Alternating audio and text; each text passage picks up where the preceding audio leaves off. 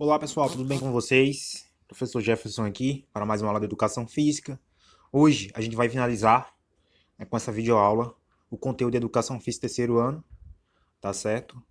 E também uma atividade de produção, um debate que a gente teve em sala, em algumas turmas, né? Que em outras não deu tempo, tá? Mas é uma apostila não, é um conteúdo bem rápido, bem simples, beleza? Serve também como revisão e apropriação de novos conhecimentos sobre os jogos, tá certo? Então vamos lá?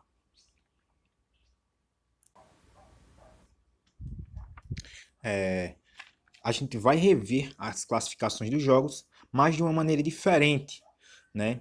Porque há possibilidade de classificação de cada jogo de duas formas diferentes, mas relacionáveis pelo tipo de estímulo principal. Em caso de pensarmos os jogos sob a lógica de gasto energético e da intensidade do movimento, podemos dizer que os jogos de salão geralmente envolvem baixo gasto energético, até porque esses jogos a gente faz sentado, né? Uma forte presença de elementos anaeróbios de curta duração e de baixa intensidade, executados também nos jogos eletrônicos ativos, também conhecidos como exagames, né? Já os jogos populares geralmente envolvem considerável gasto energético, né? Já o jogo popular a gente faz por lazer, né? São jogos feitos nas nossas comunidades, aliados a elementos aeróbicos e anaeróbicos, com atividades moderadas e de alta intensidade, vai depender aí, né, do tipo de brincadeira. E por último, mas não menos importante, os jogos esportivos. Geralmente envolve considerável gasto energético, né, principalmente o esporte de alto rendimento, aliando elementos aeróbicos e anaeróbicos, assim como os jogos populares, com atividades moderada e alta intensidade, também assim como os jogos populares. Mas tem uma diferença muito grande entre jogos populares e jogos esportivos, né? Que no caso é a sua prática. Jogos populares é feito na nossa comunidade, não tem local apropriado, é onde tiver espaço. As regras são feitas pelos participantes. Já o jogo esportivo, né, tem regras institucionalizadas, né? O local apropriado, uso de material apropriado, né? Então há várias diferenças aí entre eles, né? Acredito que vocês tenham entendido. Falando de jogo, vamos falar sobre os jogos e a economia, né? Além dos benefícios gerais à saúde em sua forma mais completa, o mundo dos jogos também tem se destacado com um forte componente econômico. Dados desde 2017 já apontavam que a indústria dos jogos, principalmente eletrônicos, por exemplo, movimentou 4,9 bilhões de reais no mundo, com o Brasil sendo destaque neste montante. Então veja, o jogo eletrônico no Brasil, né, teve seu boom, teve seu auge, né, sua descoberta por mais praticantes no início de 2018, né, contribuindo bastante aí para a economia. Os jogos eletrônicos, em geral, também constituem uma nova possibilidade profissional, possibilitando que os cursos voltados para essa área formem profissionais especializados em criar alternativas rentáveis, saudáveis e divertidas de jogos para todos os públicos, né? A gente já está sabendo aí que a nossa escola vai receber o Espaço 4.0, será uma revolução para a nossa região, um investimento muito bom para nós, né? Então a gente tem que se apropriar desse conhecimento. Eu ainda não sei explicar direitinho ainda, né, porque é tanta novidade, mas acredito que todos nós iremos se beneficiar dessa nova oportunidade, né, que é o Espaço 4.0. Com a popularização e a intenção dos jogos digitais, hoje podemos observar bebês interagindo com celulares e tablets. Com isso, surgem vários questionamentos sobre a forma como esses games nos afetam e quais são os efeitos que causam em nossa saúde. Então, pessoal, isso já foi debatido em sala, né? Às vezes os pais dão os celulares, né, às crianças por preguiça, por comodidade, né? Então, a gente tem que estar atento a isso aí. e ver que o mundo digital é bom, né? Mas a gente tem que saber respeitá-lo.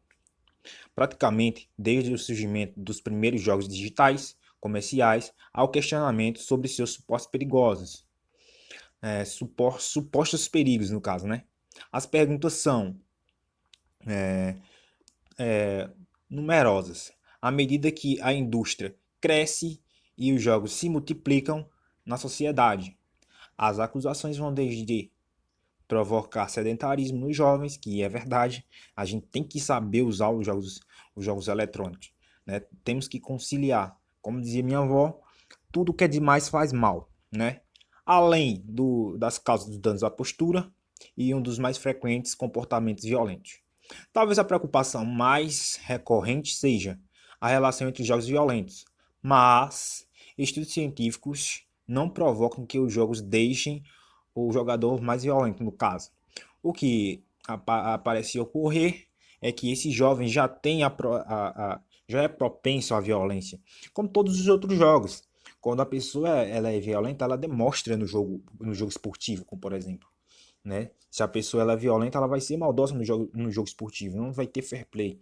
Então é evidenciado em outros jogos também, tá? Mas isso aqui é um tema de um debate muito bom, tá? O maior problema na minha visão limitada seria a banalização da violência. Uma das preocupações mais vigentes de pais e responsáveis seria o vício em jogos, ou seja, o jogo compulsivo, negligenciado ou negando outras atividades, né? No primeiro ano a gente frisa bastante isso, né? Que a maioria é adolescente, está entrando agora na adolescência, né? Então a gente não pode usar os jogos eletrônicos de maneira desregrada, né? Como eu já falei acima, tudo que é demais faz mal.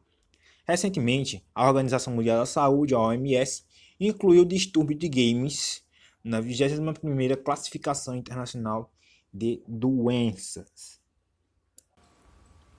Então vejam, os jogos eletrônicos eles trazem muito benefícios, né, para o seu praticante, como já foi evidenciado aqui em cima, né, e muitos de vocês praticam jogos eletrônicos, como por exemplo o Free Fire, né? Esses são jogos que cada desenvolvedor, né, tem uma renda desse jogo, né, que o jogo ele é rentável e concilia o jogo com a economia, né? Cada jogo tem seu desenvolvedor, por exemplo, o Free Fire é a Garena,